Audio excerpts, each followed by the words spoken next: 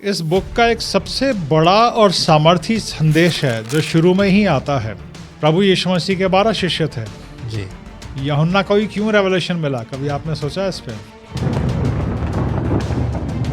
प्रभु यीशु मसीह ने आके उस पतमस नाम टापू पे दर्शन दिया। पहले तो 7 कलीसियाओं के लिए संदेश दिए, उसके बाद आत्मा में उनको स्वर्ग में ले जाके सारी बातें दिखाई। बिल्कुल। पर यूहन्ना पतमुस टापू पे अगर ना होता तो क्या वो ये दर्शन देख पाता? ये रेवलेशन तो मुझे ही समझ में नहीं आता, प्रकाशित वाक्य मुझे ही समझ में नहीं आ रहा। तुम क्या पढ़ रहे हो? अच्छा, तुम्हें क्या समझ में आएगा? तो उस गरीब से दिखने वाले साधारण व्यक्ति ने कहा कि सर मुझे तो समझ में आ गया। अच्छा।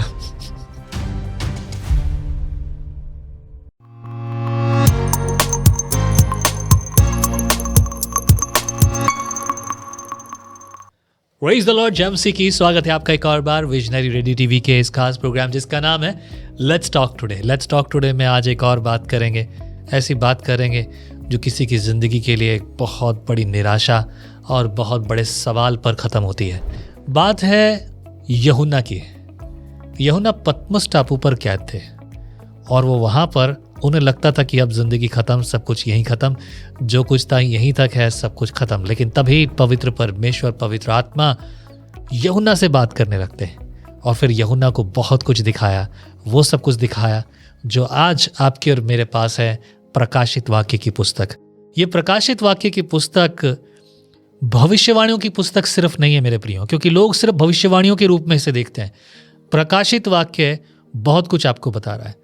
जब लोगों के जीवन में ऐसे सवाल आते हैं, वो अपनी ज़िंदगी समाप्त करना चाहते हैं, आत्महत्या करना चाहते हैं, चाहे मसीह में हो या गैर मसीह में हो, उनके लिए तो ज़्यादातर यही बातें होती हैं।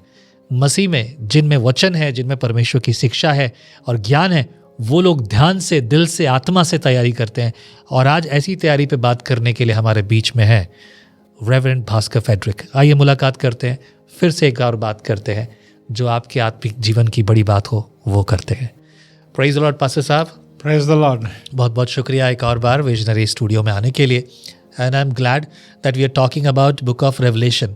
पर्सनली मैं बुक ऑफ रेवलेशन को लोगों को ये बात बहुत बार बता के मैं थक गया हूँ कि बुक ऑफ रेवलेशन से ज़्यादा हमें बुक ऑफ एक्ट्स पे ध्यान देना चाहिए, क्योंकि पार्ट 1 तो हमारे पास बाइबल में है और पार्ट 2 ये ज़िंदगी है जिसमें मसीह अब है जी। अगर हम इस पर ध्यान नहीं देंगे तो रेवलेशन तक नहीं पहुंच सकते। पर बहुत सारे लोगों को लगता है कि ये पार्ट 2 बुक ऑफ एक्ट्स का अच्छा चल रहा है, बट पीपल आर मिसलीडेड और मिसअंडरस्टूड व्हाटएवर वी से। But what do you think, आप क्या सोचते हैं बुक जॉन के बारे में? जब जॉन ये सब लिख रहे हैं, बोला कि होगा ही ख़त्म भाई सब कुछ, एंड देन इमीडिएटली ही started to get revelation from the Lord. मैं सुनूंगा आपसे। परमेश्वर का धन्यवाद करते हैं आज इस बहुत ही आशीषित विषय पे बात करने के लिए, क्योंकि व्यक्तिगत तौर पे परमेश्वर ने प्रकाशित वाक्य की किताब के द्वारा मेरे जीवन को बड़ा ही आशीषित किया है। राइट। और इस किताब के आरंभ में भी लिखा है कि धन्य है वो जो इस भविष्यवाणी के वचनों को पढ़ता है और सुनता है और मानता है। इस किताब के पढ़ने वाले के ऊपर आशीष लिखी हुई है, इसलिए मैं हमेशा इनकरेज करता हूँ कि आप इस किताब को पढ़िए। कई बार आमतौर पे लोग ये कहते हैं कि ये किताब हमें समझ में नहीं आती। मैं कहता हूँ समझ में नहीं आती तो भी पढ़िए। किताब का शुरुआती एक बहुत बड़ा संदेश मैं आप सब लोगों के साथ शेयर करना चाहूँगा। इस किताब के अंदर भविष्यवाणियाँ, वो घटनाएं जो आने वाले समय में होंगी, वो तो बताई गई हैं, लेकिन जैसे ही ये किताब शुरू होती है, इस किताब के पहले ही अध्याय में यूहन्ना 1:9 में, जिसमें यूहन्ना खुद बता रहे हैं कि वो पतमस नाम के टापू पे कैद थे यीशु मसीह की गवाही की वजह से। ठीक है। इस बुक का एक सबसे बड़ा और सामर्थी संदेश है जो शुरू में ही आता है। यूहन्ना को प्रभु यीशु की गवाही की वजह से पतमस नाम के टापू पे कैद कर दिया गया था। ये काले पानी की सज़ा थी और ये एक ऐसा समय और स्थान था कि अब यूहन्ना को लग रहा होगा कि अब मैं यहाँ से दोबारा कभी बाहर नहीं निकल पाऊँगा। एक टापू पे उनको कैद कर दिया गया, चारों तरफ पानी है, अब वहाँ से वो बाहर नहीं निकल सकते हैं। सही बात है। उन्होंने कुछ समय के लिए, पता नहीं कितने समय तक, ये सोचा होगा कि अब जीवन ऐसे ही चलता रहेगा और अब जीवन यहीं पे समाप्त हो जाएगा। पर उसी पतमस नाम टापू पे आके प्रभु यीशु मसीह ने उनको दर्शन दिए और आगे लिखा है 4 अध्याय से, जहाँ उनको आत्मा में स्वर्ग में ले जाया जाता है, स्वर्ग की सारी बातें उनको दिखाई जाती है। 4 और 5वें अध्याय में स्वर्ग के अंदर प्रेजेंट वर्शिप यूहन्ना देखते हैं, और 6 अध्याय से सारी भविष्यवाणी की बातें और सारी घटनाएं यूहन्ना को बताई जाती हैं। हाँ। तो जहाँ यूहन्ना को लग रहा था कि सब खत्म हो गया, एक डेड एंड आ गया है, रॉक बॉटम आ गया है, उसके आगे परमेश्वर ने उनके जीवन का सबसे बड़ा मकसद रखा था। तो प्रकाशित वाक्य की किताब का एक बहुत बड़ा और सुंदर संदेश यह है, जब तक आपकी सांस चल रही है, जब तक आपका जीवन चल रहा है, कभी आप ये ना सोचें कि सब कुछ खत्म हो गया। राइट। आपको भले ही लगे कि कोई डेड एंड आ गया है, कोई बंद दरवाज़ा है, आप रॉक बॉटम में आ गए हैं, इसके आगे आपका जीवन और नीचे कहीं नहीं जा सकता, या मेरा जीवन अब ऐसे ही बुरी अवस्था में या दुर्दशा में बीतेगा। परमेश्वर एक पल में सब कुछ बदल सकता है। सही बात है, सब कुछ 3D में दिखाया एकदम। जैसे यूहन्ना को प्रभु यीशु मसीह ने आके उस पतमस नाम टापू पे दर्शन दिया। पहले तो 7 कलीसियाओं के लिए संदेश दिए, उसके बाद आत्मा में उनको स्वर्ग में ले जाके सारी बातें दिखाई। बिल्कुल। तो आप नहीं सोचते, आज जितने भी लोग इस प्रोग्राम को देख रहे हैं, हो सकता है कि कई लोग निराश हों, कई लोग सोच रहे होंगे कि जीवन अब ऐसा ही चलेगा, अब मेरी इतनी उम्र हो गई, मैं क्या कर सकता हूँ। लेकिन आप नहीं जानते कि आपके जीवन का सबसे बड़ा मकसद तो अभी आना बाकी है। सही बात है। इस किताब के जरिए हमें संदेश मिलता है जी। तो मैं इनकरेज करना चाहूँगा बहुत ज़्यादा इस वचन से सारे श्रोताओं को कि कभी भी अपने जीवन में यह ना सोचें कि आपके लिए सब कुछ समाप्त हो गया। यूहन्ना भी यही सोच रहे थे पतमस नाम टापू पे, पर खुदावंद प्रभु यीशु मसीह ने वहाँ पे उस टापू पे आके उनको अपना दर्शन दिया, उनको रेवलेशन दिया। और इसको देने का एक और कारण है, वो भी मैं आज आप लोगों के साथ बांटना चाहूँगा। प्रभु यीशु मसीह के 12 शिष्य थे जी। यूहन्ना को ही क्यों रेवलेशन मिला, कभी आपने सोचा इस पे? नहीं, यही सवाल पूछता मैं आपसे अब। जी। 4 सुसमाचारों में हम पतरस के बारे में हम देखते हैं, वो बड़ा जोशीला था, सबसे पहले दौड़ के आता था, हमेशा भाग दौड़ में आता था जी। लेकिन प्रभु यीशु मसीह ने अपना रेवलेशन, प्रकाशन यूहन्ना को दिया जी। प्रभु यीशु मसीह ने यूहन्ना को अपनी माता की जिम्मेदारी भी सौंपी, अपनी माँ की जिम्मेदारी भी सौंपी और अपना रेवलेशन भी दिया। क्योंकि वचन में लिखा है कि ये प्रभु से प्रेम करता था और प्रभु उससे प्रेम करता। क्या बात है, बहुत क्लियर आंसर। प्रेम जो है प्रभु हमारे हृदय से, मन से और जीवन से चाहता है, और यही इस बुक ऑफ रेवलेशन में हमें इफिसस की कलीसिया से मिलता है, जहाँ प्रभु यीशु मसीह उस इफिसियों की कलीसिया को संदेश लिखवाते हैं कि तेरे अंदर ये सारी खूबियाँ हैं, पर एक बड़ी शिकायत मेरी ये है कि तूने पहला सा प्रेम छोड़ दिया। तो हमारे जीवन से, हर एक उद्धार पाए हुए व्यक्ति से, हर एक विश्वासी से, हर एक प्रभु के सेवक से, आज कई ऐसे पासबान हैं, कई ऐसे प्रभु के सेवक हैं जो सेवकाई में इतना व्यस्त हो गए हैं कि प्रभु के लिए उनके पास समय ही नहीं रहता। प्रभु हमसे, हमारे जीवन से वो अपने प्रति प्रेम चाहता है। क्यों? क्योंकि पहले उसने हमसे प्रेम किया, पहले उसने हमसे प्रेम किया, और इतना प्रेम किया कि उसने अपना बलिदान दे दिया, अपना लहू बहा दिया। तो हमसे भी बदले में, हमारे हृदय और जीवन से भी वो प्रेम चाहता है, और कुछ नहीं, और कुछ है ही नहीं कुछ और देने के लिए। जो कुछ भी है सब उसका है, और जो भी काम करते हैं उसकी दी हुई ताकत से करते हैं। राइट। लेकिन अपना हृदय, अपना प्रेम प्रभु को देना है। यूहन्ना प्रभु यीशु मसीह से प्रेम करता था, इसीलिए उस प्रेम की वजह, और प्रेम की जैसे वो समय बिताता था प्रभु के साथ। वचन में हमेशा लिखा है कि वो प्रभु से हमेशा लिपटा रहता था, चिपका रहता था, उनकी छाती से चिपटा रहता था। In this way if I see in this direction, मैं हमेशा कहता हूँ तो अपनी सोच बदलो तो जिंदगी बदल जाएगी। जी हाँ। हमने अपनी सोच बदली कि हम अपना विश्वास यीशु पर ले आए जी। जिन्होंने यीशु का विरोध किया उनकी तो ज़िंदगी बर्बाद है, दूसरा शब्द क्या बोलूँ, लेकिन जितनों ने विश्वास किया उनकी ज़िंदगी आबाद हो गई। That's what the word of God says. In book of mark में भी लिखा है, जो विश्वास करे उसी का उद्धार होगा, जो नहीं करेगा वो दोषी ठहराया जाएगा। तो आबाद तो हो गई, पर यूहन्ना पतमुस टापू पे अगर ना होता तो क्या वो ये दर्शन देख पाता? परमेश्वर की अलग अलग योजनाएं हैं, परमेश्वर ने सबके लिए अलग स्थान रखे हैं। तो परमेश्वर की योजना यूहन्ना के लिए तो थी कि वो रेवलेशन देंगे, अब किस स्थान पे देंगे ये भी प्रभु ने नियुक्त कर रखा था। मैं ऐसा सब सोचता हूँ। बहुत अच्छा जवाब है। But if we see that कि स्वर्ग इस तरह का होगा, मैं स्वर्ग में भवन तैयार करने जा रहा हूँ, मैं तुम्हारे लिए यही सब कर रहा हूँ, the construction is still going on, स्वर्ग में सारी तैयारी चल रही है हमारे लिए।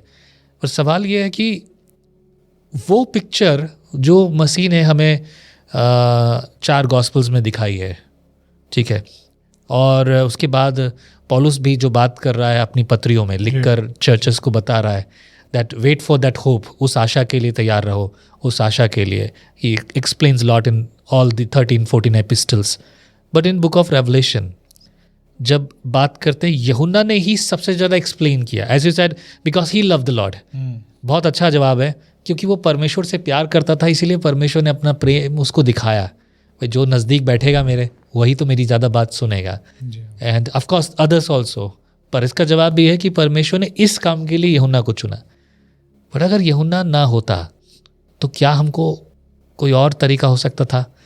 मैं ये आउट ऑफ द कॉन्टेक्स्ट सवाल नहीं है, लेकिन ये इस कॉन्टेक्स्ट में एक ऐसा सवाल है जिस पर लोग सवाल उठाते हैं और बोल रहे कि यूहन्ना ही क्यों, और यूहन्ना के द्वारा ही क्यों? Why book of Revelation? प्रभु तो जा चुका था, उसका असेंशन हो गया, पवित्र आत्मा आ चुका है। Why book of Revelation? ये क्यों अब ज़रूरी है? ये पहले क्यों नहीं था? 4 शुभ समाचार के बाद ही क्यों नहीं था? ये इसके बाद सबसे आखिर में क्यों? मैं उन सब चीज़ों को मिला के पूछा। वो इसलिए था क्योंकि जब चर्च बढ़ने लगा, फैलने लगा जी, तो एक बहुत ही भयानक सताव कलीसिया के ऊपर आया, चर्च के ऊपर आया। और वो सताव इतना भयानक था कि उस समय के विश्वासियों की आशा टूटने लगी थी। तो ऐसे समय पे प्रभु यीशु मसीह ने अपना रेवलेशन, जैसे यूहन्ना भी सताव का सामना कर रहा था, उसको पतमस नाम टापू पे डाल दिया गया। तो ऐसे समय पे जब चर्च के ऊपर भारी सताव था, प्रभु यीशु मसीह ने अपने रेवलेशन के द्वारा बताया, प्रकाशन के द्वारा बताया कि अंत में सब कुछ विजय तो परमेश्वर की होगी, सब कुछ प्रभु यीशु मसीह का होगा। एक बड़ा ही इसके लिए मज़ेदार उदाहरण है जो मैं आज आप लोगों के साथ शेयर करना चाहूँगा जी। कि एक बार बाइबल के एक बहुत बड़े स्कॉलर जा रहे थे, तो उन्होंने देखा सड़क पे किनारे बैठ के गरीब सा व्यक्ति बाइबल पढ़ रहा था। तो बाइबल के स्कॉलर्स ने पूछा उस व्यक्ति से कि तुम बाइबल में क्या पढ़ रहे हो? तो उसने कहा कि मैं यूहन्ना का प्रकाशित वाक्य पढ़ रहा हूँ, यीशु मसीह का प्रकाशित वाक्य पढ़ रहा हूँ।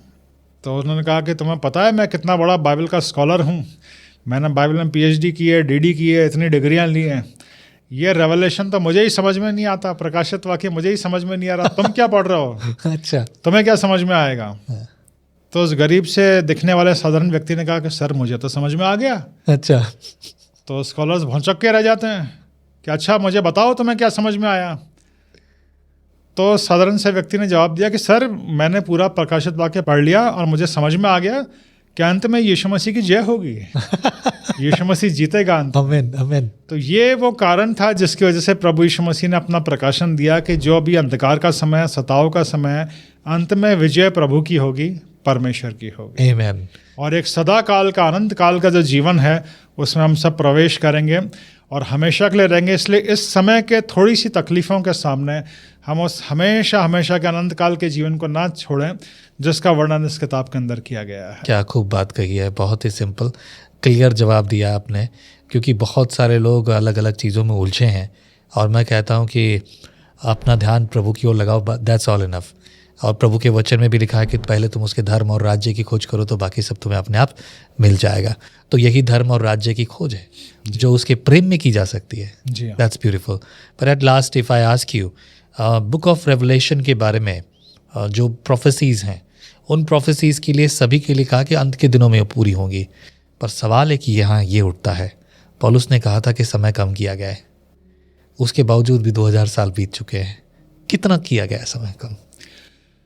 तारीख कोई परमेश्वर के वचन में नहीं बताई गई है, हमें सिर्फ अपने आप को तैयार रखने के लिए कहा गया है, हम अपने आप को तैयार रखें। तारीख सिर्फ परमेश्वर जानता है, ना हमें तारीखों के पीछे भागना है। बहुत अच्छे। हमें सिर्फ प्रभु के पीछे भागना है और अपने आत्मिक जीवन को सही रखना है। बुक ऑफ एक्स का पार्ट 2 तैयार करो। रेलवे स्टेशन पे बैठे हैं, ट्रेन कब आएगी हमें पता नहीं, अगर थोड़ी देर भी हो रही है तो कोई बात नहीं, हमारी तैयारी होनी चाहिए, जब भी ट्रेन आए हम उसमें बैठ जाए। राइट। ऐसा ना हो कि ट्रेन जब आई हम बाथरूम में मिले। जी, बहुत ही सिंपल और क्लियर जवाब है। आई बिलीव श्रोताओं आपको प्रेरणा मिली होगी, समझ मिली होगी, ज्ञान मिला है और बुद्धि मिली है। प्रभु का वचन कहता है तुम सत्य को जानोगे, सत्य तुम्हें स्वतंत्र करेगा। ये प्रोग्राम जितने भी श्रोता देखते हैं, जिन श्रोताओं के लिए है, उन सब के लिए एक ही बात, prepare your self for his coming. जब वो आएगा तब उसके लिए अपने आप को तैयार कीजिए, ताकि आप ट्रेन पर तैयार मिले, आपका बैग पूरी तरह से पैक हो। ऐसा ना हो कि ट्रेन आए और उस समय आप किसी और चीज़ में व्यस्त हो, then you can't reach to the heaven. Because प्रभु की ओर से ये इच्छा है और उसके प्रेम में है। और यदि आप चाहते हैं कि परमेश्वर आपको दर्शन दे, तो इस सवाल को मत पूछिए कि मुझे प्रभु का दर्शन कैसे मिलेगा।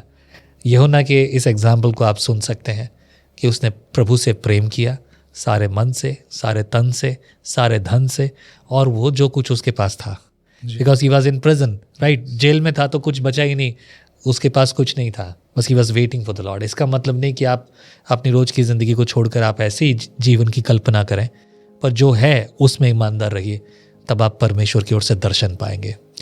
इन Old Testament we see that कि परमेश्वर पवित्र आत्मा ने भांति भांति के भविष्यद्वक्ताओं को खड़ा किया है।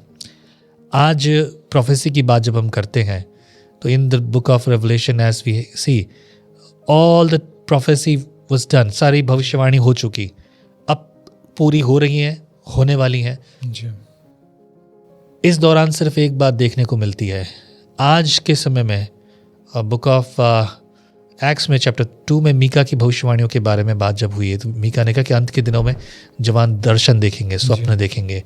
और ये जो दर्शन स्वप्न 90% जो भी दर्शन आते हैं, स्वप्न आते हैं जितने भी लोगों में, वो सिर्फ परमेश्वर के राज्य की बुलंदी के, कि प्रभु का राज्य आ रहा है, प्रभु के लिए तैयार हो जाओ।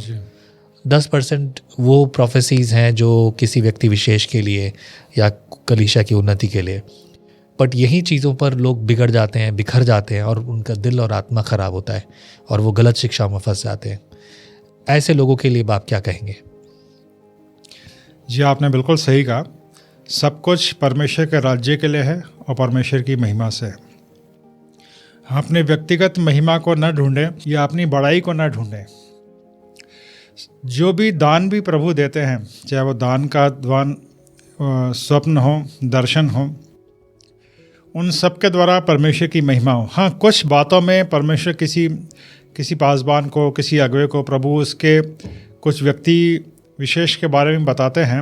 अगर वो व्यक्ति गलत भटक रहा है उसको आगाह करने, लेकिन आखिर में सब कुछ प्रभु के लिए है, प्रभु की महिमा के लिए है और उसके राज्य की बढ़ोतरी के लिए है। बहुत अच्छा। सो आई बिलीव, श्रोताओं, आपको बात समझ में आई होगी, आपने सुना और समझा और सीखा है, और इसी बात को पकड़े रहिए ताकि आप प्रभु के आगमन के लिए तैयार हों। आमीन। सो प्रभु आपको आशीष करे। यदि आपके मन में कुछ सवाल हैं तो इस नीचे लिखे नंबर पर आप अपने सवाल व्हाट्सएप पर मैसेज करके भेज सकते हैं। यदि प्रभु आपको प्रेरित करे तो इसी नंबर पर आप अपनी ऑफरिंग हमें भेज सकते हैं, ताकि हम और अधिक प्रोग्राम्स आपके लिए बना सकें। प्रभु के राज्य में अपनी सेवा का योगदान दीजिए। प्रभु आपको इस्तेमाल करें। फ़ोन ना करें, पर सिर्फ मैसेज करें। Be blessed in Christ. प्रभु में आशीषित होते रहें। प्रेज द लॉर्ड पास्टर साहब। Praise the Lord.